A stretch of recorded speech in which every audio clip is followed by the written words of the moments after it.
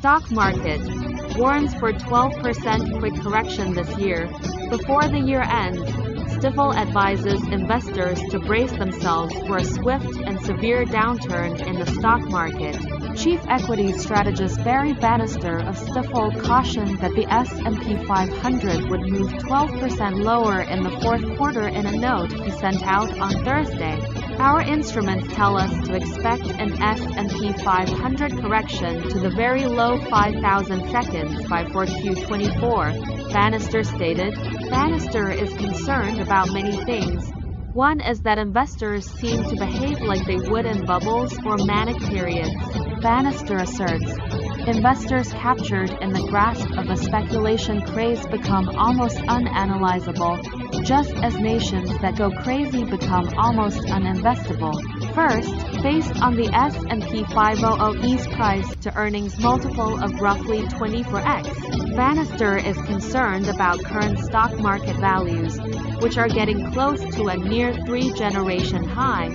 Furthermore, the notable superiority of large-cap growth stocks over value companies is getting close to the similar high observed in August 2020 and February 2000, both indicators of an impending bear market.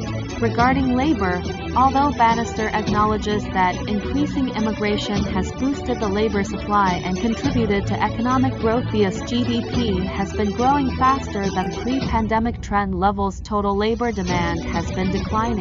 Fading labor demand is now symbolic of recession risk, Bannister said. The 6-month diffusion index for non-farm payrolls has recently crossed below Bannister called the recession trigger level. The diffusion index gauges the extent of job growth or contraction across all economic sectors. Speaking of the November election, Bannister predicted that the customary pre-election juice for the economy would start to decrease toward the end of the year as election promises from both parties retreat, and the fact that it will likely be difficult to pass meaningful legislation in a divided government sinks in.